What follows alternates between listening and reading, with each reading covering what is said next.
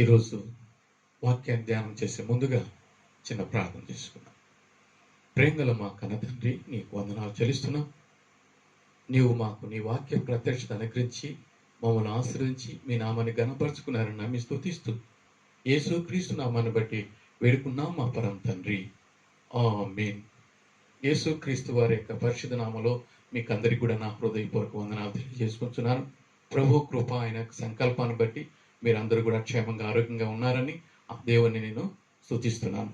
ఈరోజు వాక్య ధ్యానంకై పరిశుద్ధ గ్రంథంలో నుంచి పేతురు రాసినటువంటి మొదటి పత్రిక 5వ అధ్యాయము 7వ వచనాన్ని చదువుకొని ధ్యానం చేసుకుందాం. పేతురు రాసినటువంటి మొదటి పత్రిక 5వ అధ్యాయం 7వ వచనం. ఆయన మిమ్మల్ని గూర్చి చింతించుచున్నాడు కనుక మీ చింత యావత్ ఆయన మీద వేయుడి.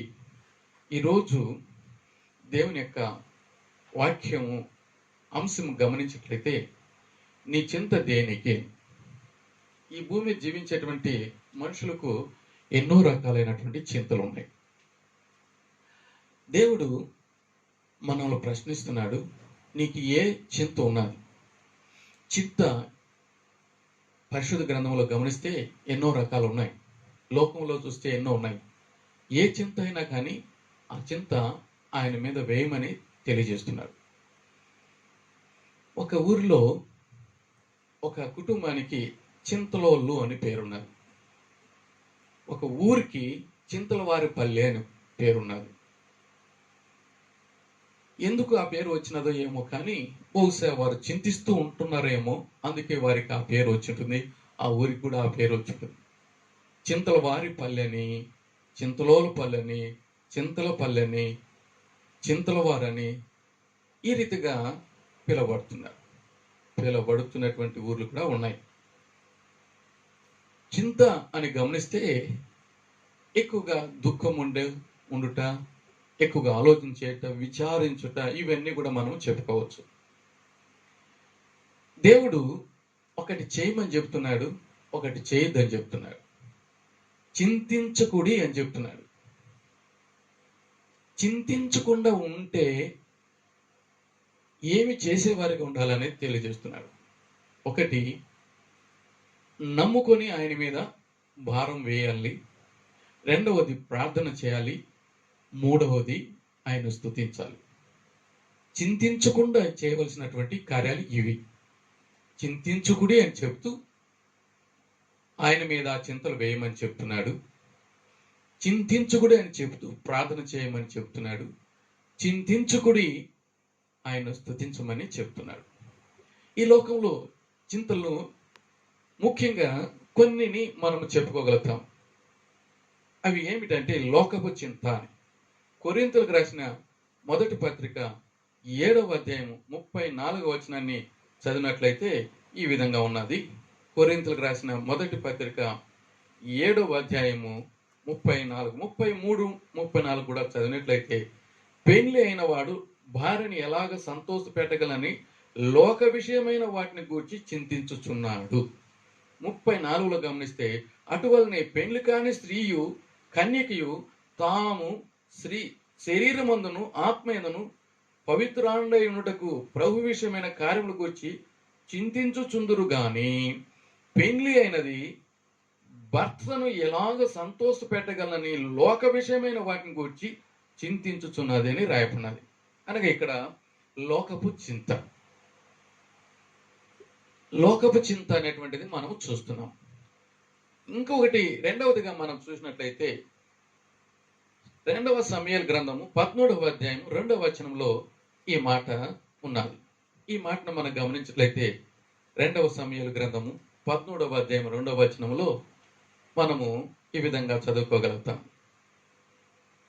తామారు కన్యకైనందున ఆమెకి ఏమి చేయవలనన్న నన్ను దుర్లభమని అమ్నోను గ్రహించి చింతాక్రాంతుడై తన చెల్లెలైన తామారును బట్టి చిక్కిపోయిను అనే మాట రాయినది. ఇక్కడ శారీరకమైనటువంటి చింతకు మనము చూస్తున్నాం. ఇక్కడ మనము శారీరకమైనటువంటి చింత అనేటువంటిది మనకు కనపడుతున్నది. ఇంకా మత్తయి సువార్త 6:25, 27, 33 ఈ వచనాల్లో కూడా తండ్రి ఈ విధంగా తెలియజేస్తున్నాడు. ఏమని తెలియజేస్తున్నాడు అని మనం గమనించినట్లయితే, ఏమి తిందుమో ఏమి త్రాగుదుమో అని మీ ప్రాణం గూర్చైనను, ఏమి ధరించుమో అని మీ దేహం గూర్చి చింతపడకుడి అని చెప్తున్నాడు. ఆహారాన్ని గురించి కానీ, పానీయాన్ని గురించి కానీ, వస్త్రాన్ని గురించి కానీ, రేపటి గురించి కానీ, వీటి గురించి చింతపడకుడి. శరీర కార్యాల గురించి చింతపడకుడి అని కూడా దేవుడు చెప్తున్నాడు. మూడవది ఆత్మ సంబంధమైనటువంటి చింత. పౌలు సంఘానికి ఈ విధంగా తెలియజేస్తున్నాడు. కొరింథీయులకు రాసినటువంటి 2వ పత్రిక 11వ అధ్యాయము 28వ వచనాన్ని మనం గమనించినట్లయితే ఈ విధంగా తెలియజేస్తున్నారు పౌలు గారు. ఎవడైనాను ఇవన్నీ గాక సంఘములన్నిటిని కూర్చిన చింత కలదు అని చెప్తున్నారు. ఇవన్నీ గాక సంఘములన్నిటిని గూర్చిన చింతయు కలదు అని చెప్తున్నారు. అనగా పౌలుకు ఆత్మీయమైనటువంటి చింత ఉన్నది. లోకానికి సంబంధించినటువంటి చింత ఉన్నది, శరీరానికి సంబంధించిన చింత ఉన్నది, ఆత్మకు సంబంధించినటువంటి చింత ఉన్నది. ఈ భూమి మీద జీవించే వారికి ఏదో ఒక చింత ఉన్నది. ఏ చింత అయినా కూడా తీరాలంటే మనం ఏమి చేయాలా అనేటువంటిది కూడా తెలుసుకోవాలి. అసలు ఎవరికి చింత అనేది కూడా మనము చూసినట్లయితే ఎవరికి చింత అనేటువంటిది మనం గమనిస్తాము. అనగా ఈ లోకానికి సంబంధించింది, శరీరానికి సంబంధించినటువంటివి ఎలా ఉన్నాయంటే, మత్తయి సువార్త 6వ అధ్యాయంలో 31వ వచనంలో ఈ మాట రాయబడినది. అన్యులు వీటి అన్నిటి విషయమే విచారింతురు. అంటే ఇక్కడ చింతింతురు అనే మాట రాయబడినది. విచారింతురు అంటే చింతింతురు అని కింద రాయబడినది అని. ఇవి అని చింతింపకుడి, అన్యజనులు వీటి విషయమే విచారింతురు అనే మాట మనం చూస్తున్నాం. ఇది ఎవరు చింతించేవారుగా ఉంటున్నారు? అన్యులు. అన్యులు అనగా ప్రభువును విశ్వసించినటువంటి వారు, ప్రభువును నమ్మకం ఉండేటువంటి వారు అన్యులు. దేవునికి సంబంధాలు కానటువంటి వారు అన్యులు. వారు చింతించేవారిగా ఉంటారని ఒకటి మనం చూస్తున్నాం. రెండవదిగా ఇంకా ఎవరు చింతించేవారిగా ఉంటారని మనం చూస్తే, యెషయా గ్రంథము 65వ అధ్యాయం 14వ వచనంలో యెహోవాను విసర్జించిన వారు, అంటే దేవుని నమ్మి అతన్ని విడిచిపెట్టిన వారు. కొంత సమయంలో గమనిస్తే కొంతమంది ప్రభు దగ్గరికి వస్తారు, ప్రభు నమ్ముకుంటారు, మేలు కలుగుతాయి, సాక్ష్యం ఇస్తారు, కొంతవరకు దేవుణ్ణి మహింపరుస్తారు. తర్వాత కొన్ని శ్రమలు, బాధలు, కష్టాలు వచ్చినాయి అనుకో, అప్పుడు ఏం చేస్తారంటే ప్రభువును విసర్జించేస్తారు, ప్రభువుకు టాటా చెప్పేస్తారు, తనని విడిచిపెట్టేస్తారు. అలాంటి వారికి చింత అనేటువంటిది దేవుడు తెలియజేస్తున్నారు. మూడవది గమనించినట్లయితే ఎవరికి చింత అనేటువంటిది మనం గమనించినట్లయితే, కీర్తనలు 112:10 చదివినట్లయితే, భక్తిహీనులకు, భక్తి అనేటువంటిది లేనటువంటి వారికి, భక్తి అనేటువంటిది నశించినటువంటి వారికి. ఈ లోకంలో ఎన్నో రకాలైన భక్తులు ఉన్నారు, భక్తి ఉన్నది. అయితే నిజమైనటువంటి భక్తి, సత్యమైనటువంటి భక్తి, యథార్థమైన భక్తి కలిగి ఉండాలని దేవుడు కోరుకుంటున్నాడు.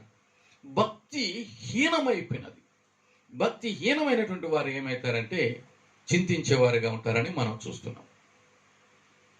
మనము చదివినటువంటి వచనాల్లో అన్యులు చింతిస్తారు, యెహోవాను విసర్జించిన వారు చింతిస్తారు, భక్తిహీనులు చింతించేవారుగా ఉంటున్నారు. ఇంకొకటి కూడా గమనిస్తే, పేతురు రాసినటువంటి మొదటి పత్రిక 5:7 వచనంలో మనం మొదట చదివాము, చింత యావత్తు ఆయన మీద వేయుడి. ఆయన్ను అర్థం చేసుకోలేనటువంటి వారు, ఆయన్ను ఎరగనటువంటి వారుగా, అంటే ఆయన యొక్క ప్రేమను, ఆయన యొక్క త్యాగాన్ని, ఆయన యొక్క సంకల్పాన్ని అర్థం చేసుకోలేని వారు దేవునికి దూరమై ఆ దేవుని ప్రక్కన పెట్టేసి చింతించే వారిగా ఉంటారు. ఈ విధంగా చింతించే వారి గురించి మనం చూస్తున్నాం. చింత పోవాలంటే మనము ఇప్పుడు ఏమి చేయాలనేటువంటిది చూస్తాం. దేవుడు కోరుకున్నాడు, పౌలు ద్వారా తెలియజేస్తున్నాడు. ఏమని తెలియజేస్తున్నాడు అంటే, మీరు చింత పడకుండా ఉండాలని కోరుకుంటున్నారని కొరింథీయులకు రాసిన మొదటి పత్రిక 7:33-34లో తెలియజేస్తున్నాడు. చింత లేనటువంటి వారిగా ఉండాలని దేవుడు కోరుకుంటున్నాడు. మనం కూడా ఎవరు కూడా కోరి చింతను కోరుకోము, కొని తెచ్చుకోము. అయితే ఈ చింత లేని వారిగా ఉండాలంటే ఏమి చేయాలన్నటువంటివి 3 విషయాలు మనం ధ్యానం చేస్తాం. ఒకటి, మొదటనే మనం చదివాము, చింతింపకుడి, మీ చింత యావత్తు ఆయన మీద వేయుడి. యేసు ప్రభు వారి లోకానికి శరీరానికి వచ్చి అందరి యొక్క భారాన్ని ఆయన శిలువలో భరించిన వాడుగా, మోసిన వాడుగా, ఆయన అన్నిటినీ సహించిన వాడుగా ఉంటున్నాడు. అన్ని భారాలు, అది పాపానికి సంబంధించినది అయినప్పటికీ కానీ, వ్యాధికి సంబంధించినటువంటిది అయినా కానీ, కొరతలు ఏదైనప్పటికీ కూడా కానీ, అన్నిటికీ సంబంధించినటువంటి ఆ చింతలు అనేటువంటి భారాన్ని ప్రభువారు మోశారు. కనుక నేను, నువ్వు, మనము ఎవరైనా సరే ఈ చింతలు అన్నీ కూడా ఆయన మీద వేయాలని కోరుకుంటున్నాడు. అందుకే ప్రయాసపడి భారం మోసుకున్న వాళ్ళరా నా యొద్దకు రండి, నేను మీకు విశ్రాంతి కలిగిస్తాను, అంటే మీ చింతలను తొలగిస్తాను. నా కాడి ఎత్తుకొని మీరు నా దగ్గర నేర్చుకుని అని చెప్తున్నాడు. అనగా అక్కడ మనకు నెమ్మదిని, శాంతిని, సమాధానాన్ని అనుగ్రహించేవాడుగా ఉంటున్నాడు.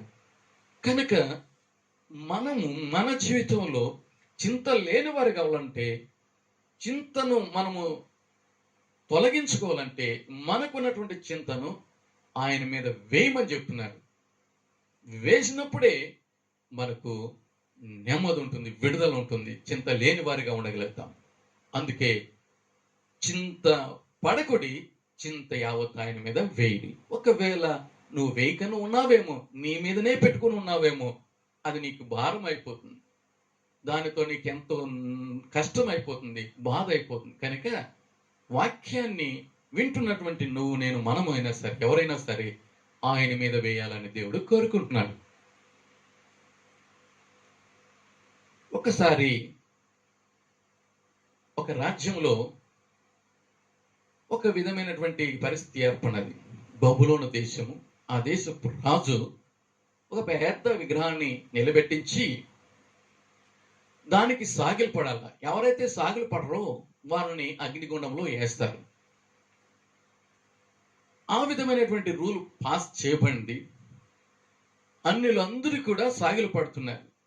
ప్రభువును నమ్మినటువంటి షడ్రక్, మెషక్, అబేద్నెగోలు అన్నటువంటి వారు సాగిలు పడలేదు.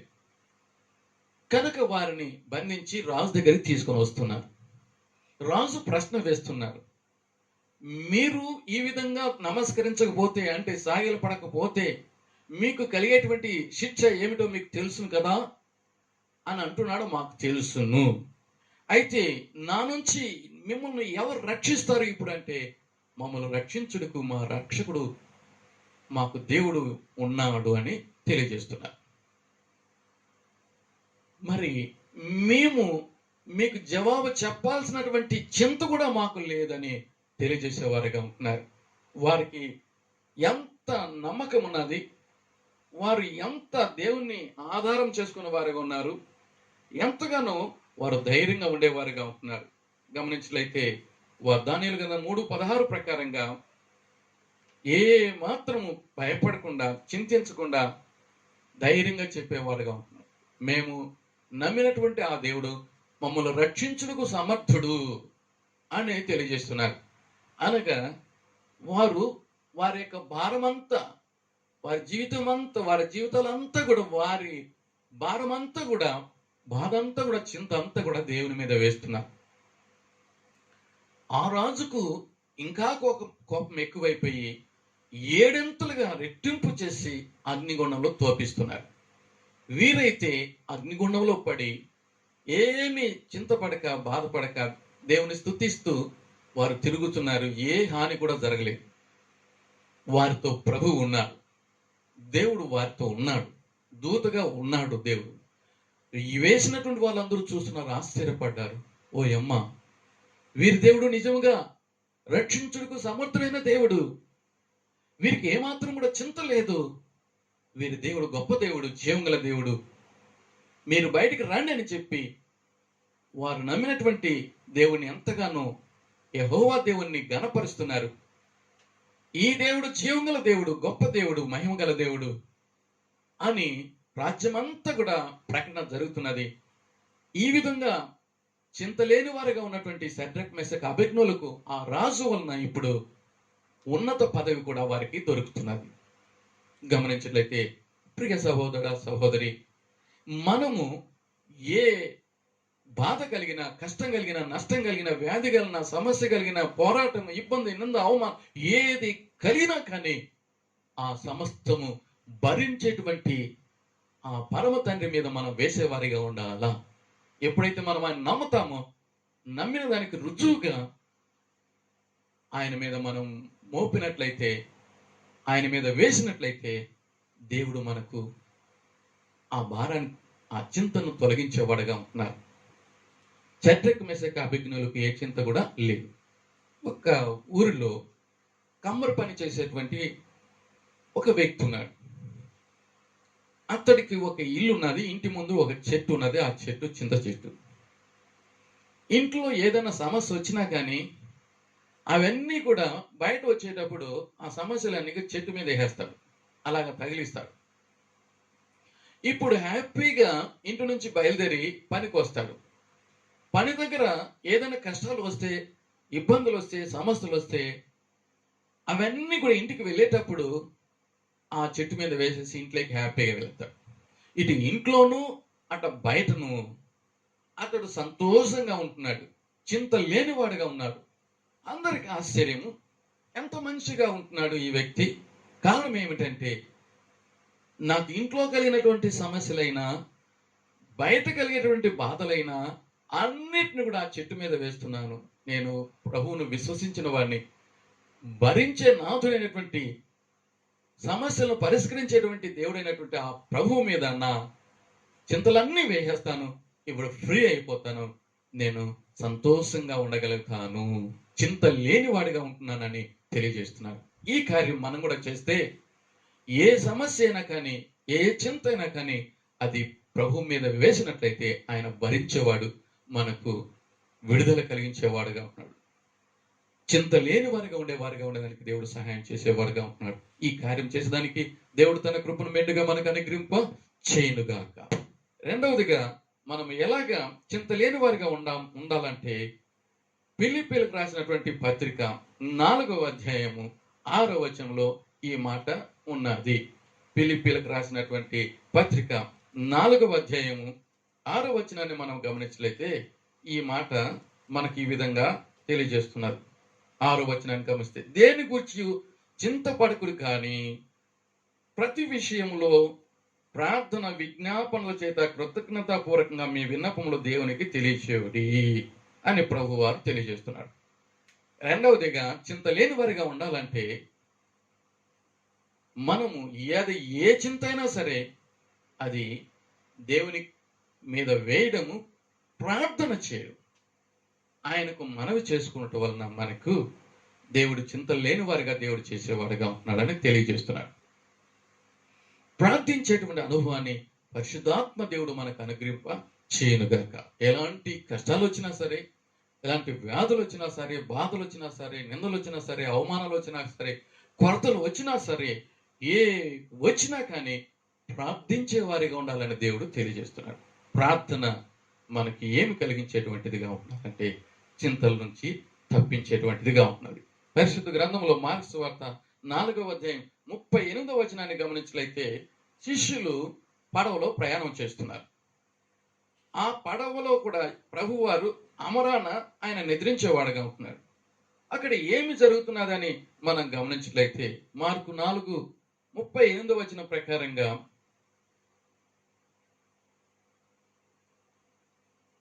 సమాజ మందిరపు దేవునికి మహిమ కలుగును గాక మనం గమనించితే 4:38వ వచనం ప్రకారంగా ప్రభువారు అమరాన నిద్రిస్తున్నారు, శిష్యులు పడవలో ఉంటున్నారు. అరే ఉన్నట్లుండి పెద్ద తుఫాను చెలరేగింది, అలలు చెలరేగాయి. వారు ఏమైతున్నారంటే భయపడిపోతున్నారు, భీతి చెందుతున్నారు, దిక్కులేని వారు అవుతున్నారు. ఎన్నో ప్రయత్నాలు చేస్తున్నారు, కానీ వారి ప్రయత్నాలన్నీ కూడా విఫలమైపోయాయి. వారు మునిగిపోయే పరిస్థితి ఏర్పడినది. భయం అయిపోయింది, ఆందోళన అయిపోతున్నారు. ఎంత ప్రయత్నం చేసినా కానీ వారు విడుదల పొందలేకపోతున్నారు. ప్రభు వారితో చెప్తున్నారు, ప్రభువా మేము నశించిపోతున్నాం, నీకు చింత లేదా అని కేకలేస్తున్నారు. ఇప్పుడు ప్రభువుకు మొరపెడుతున్నారు. వారు ప్రయత్నాలు చేశారు, విఫలులైపోయారు. క్రీస్తు లేకుండా మనం ఏ సమస్యను పరిష్కరించలేము, ఏ చింతను కూడా తొలగించుకోలేము. మనకు పరమ తండ్రి ఆయన కృపను బట్టి మనము ఆ చింతల నుంచి విడుదల పొందుకోగలుగుతాం. శిష్యులు వారు ఎంత నైపుణ్యం కలిగిన వారుగా ఉంటున్నారు, కానీ వారి ప్రయత్నాలు ఏమి కూడా సఫలం కాలేదు. ప్రభు వారిని ఇప్పుడు ఈ విధంగా మొరపెడుతున్నారు, కేక వేస్తున్నారు. మేము నశించిపోతున్నాము, ప్రభువా చింత లేదా అని అంటున్నారు. ప్రభు చింతించేవాడు. అయితే చింత ఆయన మీద వేయాలా, మనం ప్రార్థన చేయాలి. వీరు ఇప్పుడు మొరపెట్టేవారుగా ఉంటున్నారు. ప్రభు లేచి వారిని మందలించి గాలిని, తుఫాన్ను గర్తిస్తున్నాడు. ఇప్పుడు నిమ్మలిస్తున్నది, అక్కడ ప్రశాంతత ఏర్పడుతున్నది. కనుక ప్రార్థన చేయటం వలన వారి చింత తొలగుతున్నారు. మన జీవితాలను కూడా ప్రార్థన ద్వారా మనకు కలిగినటువంటి చింతలను తొలగించుకునే దానికి పరిశుద్ధాత్మ దేవుడు మనకు కృపను అనుగ్రహించునుగాక, ప్రార్థనలో మనలో నడిపించునుగాక. గొప్ప దైవజనులు భక్త్ సింగ్ గారు ఒక్కసారి చెన్నైలో పెద్ద కన్వెన్షన్ ఏర్పాటు చేశారు 1970 సంవత్సరంలో. సుమారు 5,000 మరి సంఖ్య కంటే ఎక్కువగా వచ్చారు. వచ్చినటువంటి అందరికి కూడా వీరే అంతా కూడా సప్లై చేయాలి, ఆహారం అన్ని కూడా. ఉదయము ప్రార్థనకు ముందుగా ఉప్మా తయారు చేశారు, అందరికి అందించేశారు. అది సంతోషంగా జరిగినది. ఇక మధ్యాహ్నము ప్రార్థన అయిన తర్వాత వారికి భోజనాలను సిద్ధపాటు చేయాలి. అన్ని వస్తువులు అయిపోయినాయి, ఆహారానికి సంబంధించినవి. 11 గంటలైనది.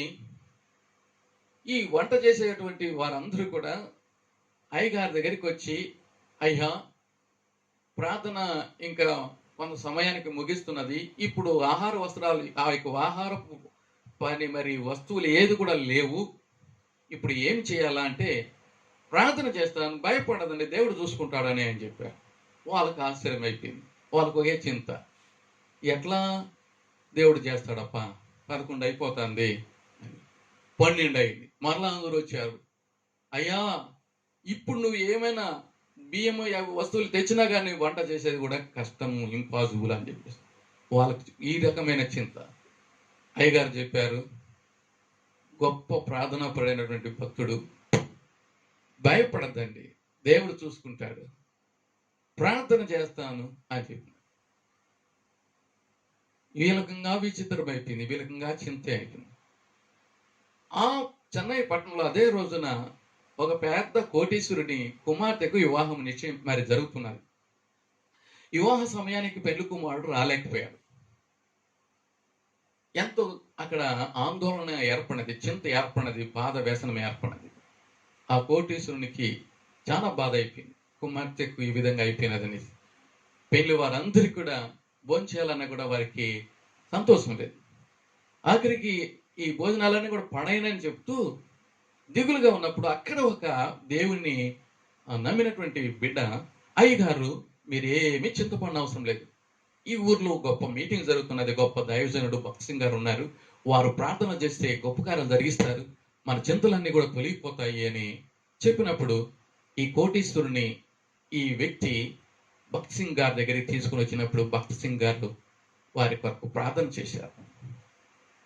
ఆ సిద్ధపాటు చేసినటువంటి ఆహార వస్తువులన్నీ కూడా మంచి వెరైటీ ఆహార పదార్థాలన్నీ కూడా ఇక్కడికి తీసుకొని రాబడినాయి. మరి దైవజనుడు ప్రార్థన చేసి, దేవుడు ఏ కార్యాన్ని చేయుటకైనా సమర్థుడు, చింతపడద్దు, తొందరగానే నీ బిడ్డకు ఇంకా మంచి సంబంధాన్ని కలిగించి వివాహాన్ని జరిగింప చేస్తారని తెలియజేశాడు. అతను నమ్మాడు, దేవుడు కార్యం జరిగింప చేశాడు. నెక్స్ట్ మంత్ ఇంకా గొప్పగా సంబంధాన్ని తీసుకొచ్చి ఇంకా గ్రాండ్గా వివాహం జరిగించడానికి దేవుడు సహాయం చేశాడు. మరి వారు దేవుని నమ్ముకునే దానికి కృప అనుగ్రహించారు. ఆ చెన్నై పట్టణంలో ఆ గొప్ప మీటింగ్కు లాస్ట్ మూమెంట్లో దేవుడు పెళ్లి వారికి సిద్ధపాటు చేసినటువంటి మంచి విందును కూడికకు వచ్చినటువంటి వారందరూ కూడా సంతోషంగా తృప్తికరంగా భుజించగలిగారు. దేవుని కార్యాలు ఆశ్చర్యంగా ఉంటున్నాయి. వంట వారికి చింత అంతా తొలగిపోయింది. అటు తర్వాత పెళ్లి వారికి చింత కూడా దేవుడు తొలగించాడు. అన్ని విధాల దేవుడు గొప్ప కార్యం జరిగించి దేవుని నామాన్ని గణపరచుకోగలిగాడు. కారణము వారు ప్రార్థన చేసిన కారణాన్ని బట్టి. మన జీవితాల్లో కూడా ప్రార్థన ద్వారా మన చింతలు తొలగించుకోవడానికి ప్రభువు మనకు కృపను అనుగ్రహింప చేయునుగాక. మూడవది కూడా మనం గమనించలైతే దేవుని వాక్యం ఈ విధంగా తెలియజేస్తున్నది. మరి చింత పడకుడు కానీ చింత పడకుండా ఆయన మనం స్తుతించమని దేవుడు తెలియజేస్తున్నాడు. మనం మొదటగా చదివినాం కదా, ఫిలిప్పీయులకు రాసినటువంటి పత్రిక 4వ అధ్యాయంలో 6వ వచనంలో చింత పడకుడు కానీ ప్రార్థన చేయమని చెప్తున్నాడు. మరి కృతజ్ఞతాపూర్వకంగా ఆయనకు మనము మరి విజ్ఞాపన చేసేవారిగా ఉండాలని దేవుడు తెలియజేస్తున్నాడు. కృతజ్ఞత చెల్లించేవారిగా ఉండాలని దేవుడు కోరుకునేవాడిగా ఉంటున్నాడు.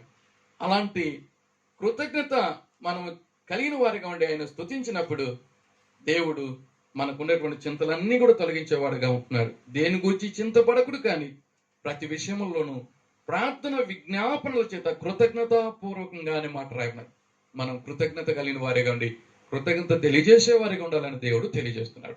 యోబుకు ఒకేసారి అన్ని కష్టాలు వచ్చినాయి, అన్ని దుఃఖకరమైన వార్తలు వినగలిగాడు, చెప్పలేనంత బాధలు వచ్చినాయి, దుఃఖం వచ్చింది. అయితే అతడు ఏ మాత్రం కూడా చింతపడలేదు. దేవుడు ఇచ్చాను, దేవుడు తీసుకున్నాను, దేవుడి నామానికి స్తోత్రం, దేవుని స్తుతించగలిగాడు. ఏమి చింతపడలేదు. చింత యావత్తు దేవుని వేశాడు, దేవుని స్తుతించాడు. తర్వాత దేవుడు రెట్టింపుగా ఆశీర్వాదాలు దేవుడు దయచేశాడు. యేసు ప్రభు వారు గెత్సేమనే తోటలో మనందరి కొరకు చింతాక్రాంతుడై ఆయన ప్రార్థన చేశాడు. మన అందరి భారాన్ని ఆయన భరించిన వాడుగా ఉండి మన చింతలన్నీ తొలగించిన వాడుగా ఉంటున్నాడు. కనుక మూడవదిగా మనము స్తుతించే వారిగా ఉండాలని దేవుడు కోరుకుంటున్నాడు. బేతనియ గ్రామంలో లాజరు అనేటువంటి వ్యక్తి చనిపోయినప్పుడు అతన్ని సమాధి చేయబడి 4 రోజులైనది. కుటుంబ సభ్యులు అనగా లాజరు యొక్క సహోదరులు ఎంతో దుఃఖంతో ఉన్నారు. ప్రభు వారు వచ్చినారు. ప్రభు అక్కడ ప్రార్థన చేశాడు. ప్రభువా, నా మనవి నీవు వినిన దానికే నీకు కృతజ్ఞతాస్తుతులు అని యేసు ప్రభు వారు తండ్రికి మొరపెట్టారు. ఆ విధంగా చెప్పి లాజరు లేచి రా అని చెప్పినప్పుడు చనిపోయి సమాధి చేయబడి 4 రోజులు అయినప్పటికీ కూడా అతడు లేచి వచ్చేవాడుగా ఉంటున్నాడు. వారు ఇప్పుడు కృతజ్ఞతాపూర్వకంగా కుటుంబంలో మరి విందుని ఏర్పాటు చేశారు. మరణించి సమాధి నుంచి లేచినటువంటి వ్యక్తి ప్రభు వారి ప్రక్కన కూర్చున్నాడు. మరియ తన ఇంట్లో పరిమళ వాస వెదజల్లేటట్టుగా అక్కడ మరి అత్తరు గుడిని పగలగొట్టి ఇల్లంతా కూడా సువాసనతో నింపుకోగలిగినది. ఆ సువాసన ప్రభువును మరి అభిషేకించిన రీతిగా ఆ పరిమళ వాసన కలిగినటువంటి ఆ యొక్క డబ్బాను, ఆ యొక్క పాత్రను పగలగొట్టి ప్రభు మీద పోస్తున్నది. పాదాలకు అంతటిని కూడా తరుపుతున్నది. ఇల్లంతా కూడా సువాసనతో నింపబడినది. మార్త పరిచర్య చేసేటువంటిదిగా ఉన్నది. మొదట ఆ కుటుంబంలో మార్త ప్రభువును, ప్రభువా, నేను ఇక్కడ శ్రమ పడుతున్నాను, నా గురించి చింత లేదా అంటున్నది. అయితే ఇప్పుడు ఆ చింత అంతా కూడా ప్రభు తొలగించి ఆమె పరిచర్య చేసేటువంటిదిగా ఉంటున్నది. ఆ కుటుంబం అంతా కూడా దేవునికి మహిమ కలిగించేటువంటిదిగా ఉన్నది. ఈ కార్యాలను బట్టి ఆ కుటుంబం ద్వారా లోకమంతా కూడా యేసు ప్రభువును వెంబడించేటువంటి ధన్యతను దేవుడు దయచేశాడు. వారు దేవునికి మహిమ కలిగించేవారుగా ఉంటున్నారు. యోబు ద్వారా మనం చూసాం, అక్కడ దేవుడిని స్తుతించిన కారణాన్ని బట్టి అతనికి ఇప్పుడు చింత లేనివాడుగా ఉండి రెట్టింపు ఆశీర్వాదాలు పొంది మనకందరికి కూడా స్తుతించే వారిగా ఉండాలని మాదిరిగా ఉంటున్నారు. ఈ ధన్యతను దేవుడు మనకు అనుగ్రహింప చేయనుగాక. ఒక్కసారి ఒక దైవజనుని యొక్క కుమారుడికి చాలా తీవ్రమైనటువంటి జ్వరం వచ్చినది. ఆ బిడ్డ చాలా బాధపడుతున్నాడు. తండ్రి దేవుని సన్నిధిలో మోకరించి హృదయాన్ని దేవునికి అర్పించి కన్నీటితో ప్రార్థన చేశాడు, స్తుతించాడు. ప్రభువా, నా బిడ్డను స్వస్థపరిచావు, నీకు స్తోత్రం అని రాత్రి వేళ ప్రార్థన చేస్తూ దేవుని స్తుతించాడు. ఆ బిడ్డ, చిన్న బిడ్డ, బాగా నిద్ర వచ్చింది, జ్వరము తొలగిపోయింది. తండ్రి గారికి ఉన్నటువంటి చింత అంతా తొలగిపోయింది, బాధ అంతా తొలగిపోయింది, భారం అంతా తొలగిపోయింది. ఉదయానికల్లా సంతోషం దేవుడు కలిగించాడు. ఆ దైవజనుడు దేవుని స్తుతించి ప్రార్థించి దేవునికి కృతజ్ఞతాస్తుతులు చెల్లించిన కారణాన్ని బట్టి తన కుమారునికి దేవుడు స్వస్థత కలిగించి ఆ కుటుంబాన్ని దేవుని యొక్క స్తుతితో నింపగలిగాడు. ఆ కుటుంబం సంతోషంతోనూ సమానంతోనూ నింపకబడింది. దేవునికి మహిమ కలిగింది. కనుక ప్రియమైన వాళ్ళ మనం కూడా మన కష్టాల్లో, మన బాధల్లో, వ్యాధుల్లో, సమస్యల్లో దేవుని స్తుతించినట్లయితే రెట్టింపు ఆశీర్వాదాలు మనకు దయచేసి చింత అంతా తొలగించి మనల్ని ఆదరించి ఆయన యొక్క మహిమాతో వాడుకునేవాడుగా ఉంటున్నాడని ఈ మాట ద్వారా దేవుడు తెలియజేస్తున్నాడు. కనుక ఈ లోకంలో ఎలాంటి చింత ఉన్నప్పటికీ కూడా దేవుని మీద వేసేదానికి, ప్రార్థన చేసేదానికి, స్తుతించడానికి దేవుడు సహాయం చేయలాగిన ప్రభు వైపును చూసి ప్రార్థన చేసుకుందాం. దేవుడు ఇచ్చిన ఈ మాటను ఆశ్రయించినగా ప్రేమగల మా పరలోక తండ్రి, నీ పరిశుద్ధ నామానికి స్తుతి స్తోత్రాలు. ఈ భూమి మీద జీవించేటువంటి మాకు ఒక్కొక్కరికి ఒక్కొక్క రకమైనటువంటి లోక సంబంధమైన, శరీర సంబంధమైన, ఆత్మ సంబంధమైన ఎలాంటి చింతలు ఉన్నప్పటికీ కూడా ప్రభువా, నిన్ను నమ్మి నీ మీద చింత వేయుటకు, ప్రార్థన చేయుటకు, స్తుతించుటకు కృపణ దయచేయమని వేడుకున్నాం తండ్రి. మా ప్రియులు అలాగ చేసి వారు చింతలేని వారిగా ఉన్నట్లుగా మేము చూడగలిగాను.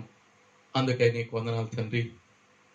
కొందరైతే చింతించేవారిగా ఉంటున్నారు. అలాంటి స్థితి నుంచి తప్పించమని ప్రార్థన చేస్తున్నాం తండ్రి. మీ కృపను బట్టి అన్యులుగా ఉండకుండా, మీ కృపను బట్టి భక్తిహీనులుగా కాకుండా, మీ కృపను బట్టి నిన్ను అర్థం చేసుకునే వారిగా ఉండేదానికోసం, నీ కృపను బట్టి నీ బిడ్డలుగా జీవిస్తూ మీరు మాకు తండ్రిగా ఉండి మేము చేయవలసిన కార్యాలు మేము చేస్తూ మిమ్మల్ని మహింపరచడానికి కృప దయచేయమని వేడుకున్నాను తండ్రి. మీరే మాకు సమస్తంగా దీవించి కాపాడి మీకు మహిమ మా అందరికి ధన్యత అనుగ్రహింప చేస్తున్నారని వింటున్న ఏ బిడ్డకు ఏమేమి సమస్యలు ఉన్నాయో అవన్నీ కూడా, చింతలు ఉన్నాయో అవన్నీ కూడా తప్పించి నీ కృపను బట్టి చింతలన్నీ దూరపరిచి మీ కృపతో నింపారని, మీరు మహిమ కొరకు వాడుకున్నారని నమ్మి స్తుతిస్తూ యేసుక్రీస్తు నామాన్ని బట్టి వేడుకున్నాను నా ప్రియ పరలోక తండ్రి. ఆమేన్. ప్రభువైనటువంటి యేసుక్రీస్తు కృపయు, తనైన దేవుని ప్రేమయు, పరిశుద్ధాత్మకమైన సహవాసం ఆయన బిడ్డైన మన అందరికీ ఇప్పుడు ఎల్లప్పుడు సదాకాలము తోడై ఉండుగాక. ఆమేన్.